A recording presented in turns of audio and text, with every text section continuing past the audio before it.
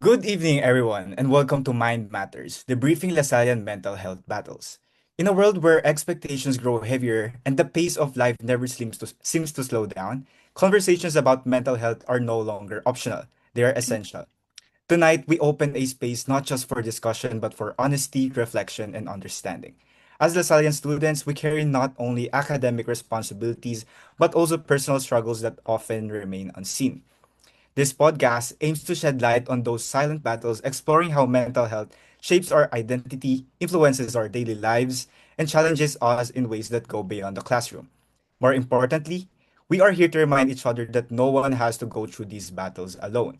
Without further ado, let's begin with an introduction of members. Again, I am Zuriel Hizan. Ang Nash Leander Ang. Okay. I'm Eunice Adalmarie Carino. I'm Ryzen Lugnasin. I'm Eric Ding.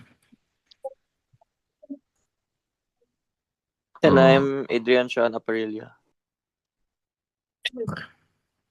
Okay. Ngayon guys, pag-uusapan natin kung bakit nga ba mahalaga to mental health na to.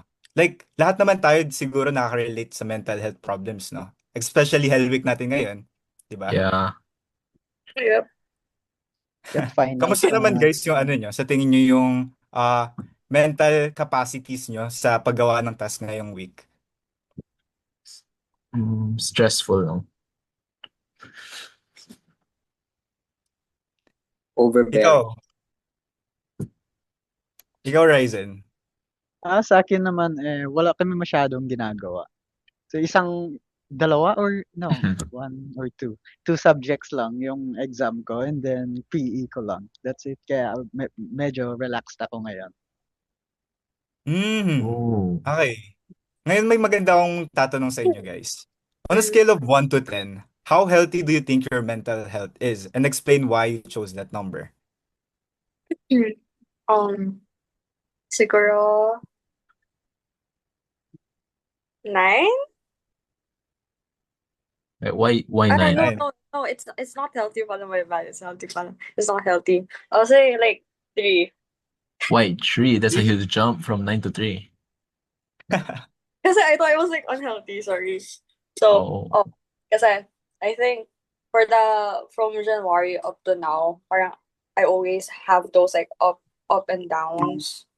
I get so frustrated, burnout, then like a lot of stuff are like happening aside from ACADS. So, Oh.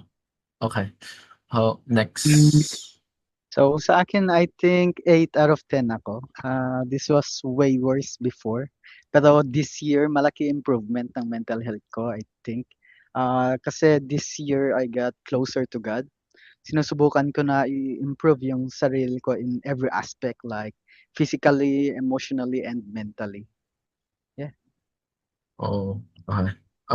For me, I'm an 8. I think I choose an 8 because I'm kind of chill and there's like not that much finals exams, but all we have to do is like final project. And the reason it's an 8 and not a 10 is because like there's still a lot of final proposals, final projects to do. Yeah, like that. Only that. Ikaw naman, Adrian. Siguro naman for me, mga 7 out of 10 because um, yun nga, same with the other members, madaming tasks na kailangan tapusin for school, daming research. Kasi puro majors na din ako and yun nga, ang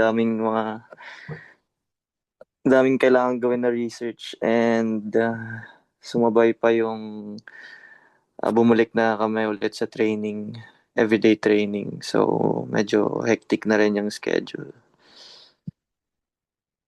Okay. So, base sa mga sagot nyo, like super obvious talaga na this week talaga, since Hell Week natin, madami talaga tayong ginagawa. And of course, dahil ganun, kailangan talaga natin ito pag-usapan kasi it's not optional nga, it's essential. So, ako din, like, so Thursday, magkakaroon din ako ng tatlong exam all at once. Di pa ako nagre-review kahit isa. Pero, yeah, gagawin naman natin yung best natin and that's how Lasallians do it. Okay, next question ko para sa inyo. As a Lasallian, how does mental health affect your identity? Like kapag na-stress ba kayo, like hindi kayo nagiging yung usual self nyo? Like nag-iba kayo ng behavior towards sa people, sa family nyo? Ano masasabi nyo? Nash? Personally speaking, I think there's like a small pressure, like a personal expectation, both from yourself and others, to act a certain way because of it.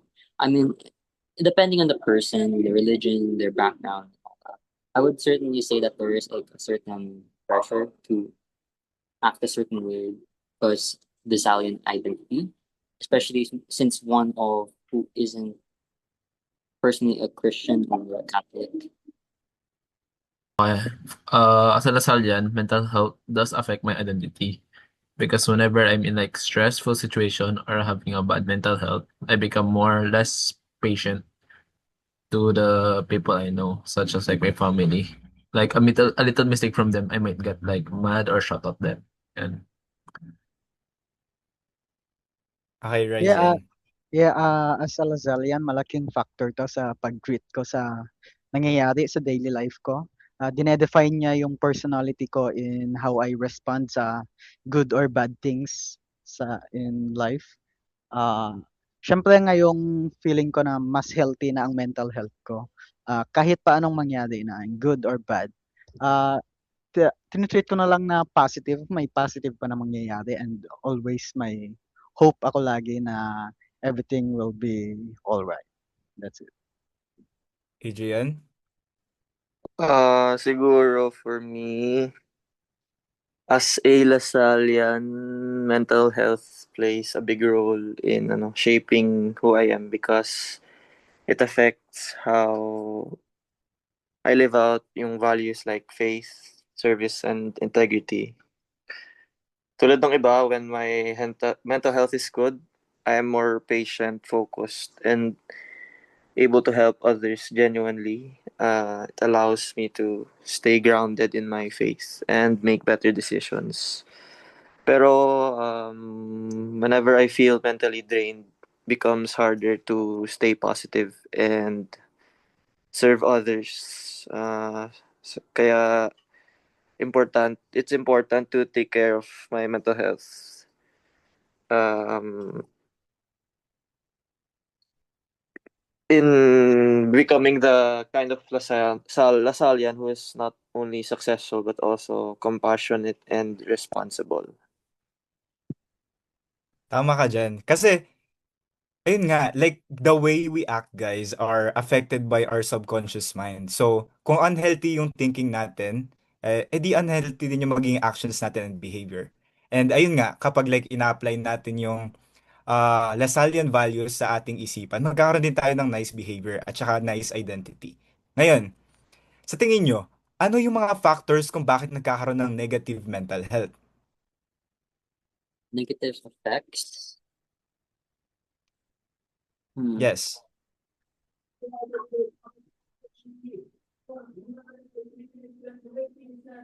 I guess it would be certain opposing views on beliefs. Like each Lasallian, depending on their interpretation of their own religion, they can debate on it. But sometimes they can get pretty heated. I guess that's one. But I'm not sure myself. Yeah. Ikaw naman, Eunice. I think the factors that contributes like the negative effects of mental health are like there are like so many factors. Like it could be like academic pressure, family problems, financial stress, social expectations. Pero ano kasi there's like some people na instead of like saying what they feel, they would ano they would like hide it instead kasi they're scared of being judged. Yeah, so sabi nga ni Eunice, maraming iba't ibang factor. Pero sa tingin ko, ang pinakamalaking factor dyan is not knowing your purpose in life. Kasi purpose-driven creatures tayo eh. Kapag hindi natin alam yung totoong purpose natin given by God, gumagawa tayo ng sarili nating time-wasting goals. like binge watching or video games, doom scrolling, o minsan just doing nothing. 'Di ba kapag during or after natin ginagawa ang mga bagay na yun, makes us feel depressed or napapaisip ka na lang, anong ginagawa ko sa buhay ko, 'di ba? Yun lang. Hmm, you have a point. Eric? Okay. There there are many factors contributing to a negative effect, but personally, I have psychological factors, which when I'm playing a sport like basketball, when I underperform, I would like have very low self-esteem. I would like talk to myself negatively and think about myself negatively, and which pressures me to play a lot better. But for the environmental factors for me is academic pressure. Since my family wants me to have like a good grades, and um it's been very hard for me to school, and that makes me like there's a lot of pressure for me. Hmm, okay. Adrian? Ah, tulad nga ng sabi ng ibang members, siguro yun nga madaming factors that can negatively affect mental health. Personally, for me,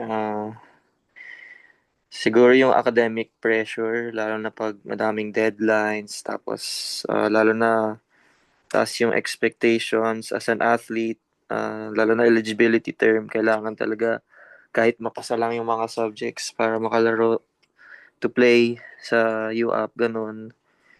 Pwede rin, personal problems such as family issues or kapag nagkakaroon ng sakit sa pamilya, nakaka-add ng stress. Sana rin yung siguro lack of rest and sleep kasi nakaka-affect to ng both mind and body.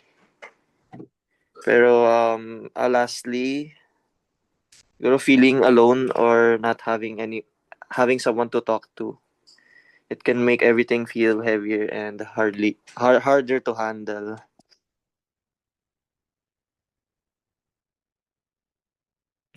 Grabe. Diyan sa mga sinabi niyo, makikita talaga natin na there are different factors talaga na contributing sa bad mental health. Like, pwede siya maging personal, pwede din siya maging like materialistic like when it comes to academics na ayun yung mga expectations ng tao like yung parents, yung mga peers. And it's really hard talaga. Like we can't deny that, especially na we're young adults na and we're facing like multiple problems all at once. Yeah. Ayan, kaya really have to be a stoic and look at the brighter side. Ngayon, last question. As Lasallians, how do you think should we respond to mental health issues? Like, kapag may nakikita tayong may mental health issues din, ano din gagawin natin para sa kanila? Or like, sa sarili mo din, if ikaw ang may mental health issues. Nash? Personally speaking, I would just personally speaking as a Christian, personally follow the guidance of Christ. Try to do everything I can to do my best to improve and to do everything in the glory of God. Because sometimes when you're alone and you're trying to do your best in the exam, the pressure's building up, and you feel like sometimes Christ would be there for you and would help you push yourself to become better. Yeah. Eunice? Um, what was the question? Like, as Lasallians, how do you think should we respond to mental health issues and people with mental health issues? What should we do? Um, I think we should respond with like compassion, understanding, and respect. Like, if the person is like struggling with their mental health, we should understand them more, be patient with them, instead of like forcing them to say what they feel. We should like let them say it their own para hindi sila so they won't feel pressured and make them feel na hindi natin sila judge whenever they are having a hard time what in their point of life. I see. Ryzen? Okay, so as a Lasallian, a Catholic Christian university, di ba? Dapat we should seek God and ask Him what are we supposed to do and i-guide niya tayo sa tamang daan. Sigurado ako kahit anumang hardships ibigay sa buhay mo punong-puno ka ng hope every time na dadating man yan. So, yun lang, seek God uh, and dapat always positive tayo. Really religious, ha? Yeah. Okay, Eric? Um, for me, like if I'm facing a mental health issue, what I will do is like I would isolate myself and take the time to think and kind of meditate.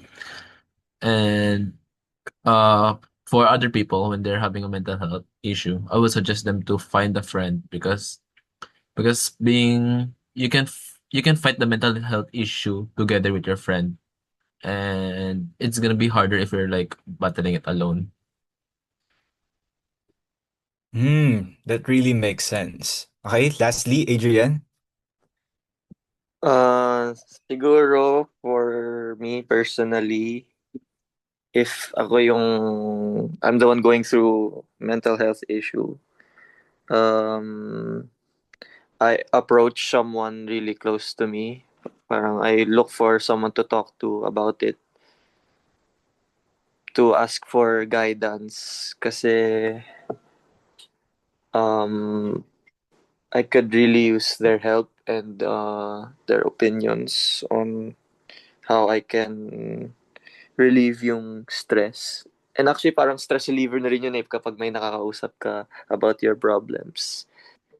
And siguro, if wala kang mahanap na kaibigan, siguro I'd encourage that person to talk to a family member or if hindi talaga kaya, seek na professional help or like a counselor.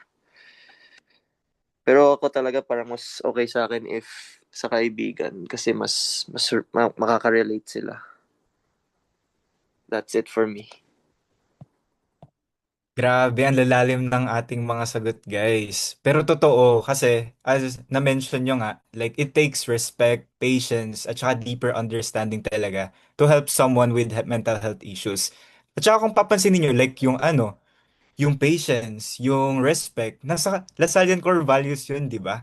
And ngayon, napansin ko na, this institution, like itong LaSalle University, tutulungan talaga tayo to a greater future. So, ayun, like, if i-criticize talaga natin yung mga tao and i-condemn natin, like, mas magiging worse talaga yun. Like, instead of shaming them, like, we can apply these core values and help them talaga when it comes sa mental health. Kasi it's really prevalent na in this day and age. Ayun nga, isa pa, like, yung kay Eric at yung kay Adrian, it's seeking a friend. Ayun, everybody here sa university natin are brothers of Christ. Ayan. We should promote teamwork, collaborations, and ayun nga, makikita din naman natin yun, especially dito din uh, sa group work na to. As you can see, ayan, we're just sharing stuff, sharing information para ma-improve yung mental health issues. So, ano pa masasabi nyo, guys? May closing statements ba kayo? Like, sa lahat ng ating diniscuss this podcast. I think we should take mental health seriously and not as a joke.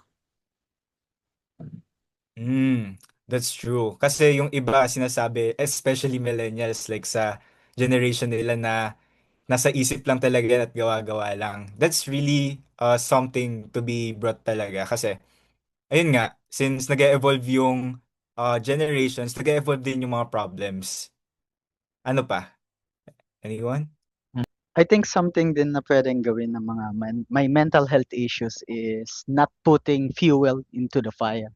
Diba? Kasi minsan kapag malungkot ka, nakikinig ka ng sad music, ganon, mas lalo mong pinapalungkot sarili mo. Instead, dapat gawin mo yung lagyan mo makinig ka ng happy music, di ba? Kasi, Hmm. oo naman. Kasi naman, bakit mo pa sisirain yung sarili mo kung kaya mo naman i-gaslight na maging positive na lang, di ba? Pero sa bagay, like, ayun nga, kasi, I think a common denominator sa lahat halos, like, they tend to look at the worst side talaga. Ayun nga, uh, it's better to seek out help nga. Like, pwede din through God, through friends, through Christ. Ay, yeah. Ayun. And instead of like pinapalala mo nga, you really make a good point na you should make yourself happier nga. That makes sense. Anyone else? Siguro ano, like, in terms of parents, kasi I always hear parents say na ano, when you bring up like mental health, they would like tell you na bakit ka sad, ganun. More on, I feel like parents should understand their children more kaysa parang gina-judge nila. Because it's like adding more fuel than na parang hindi sila, their parents doesn't understand them, which leads them to like doing parang mas, they go deeper. So, yun. Kasi I have a friend na ganon. Mm.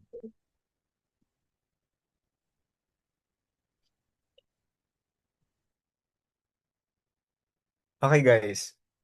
Kung wala nang magsasabi ng closing remarks pa, we can end it here. And that is all for Mind Matters, the briefing Lasalle and mental health battles.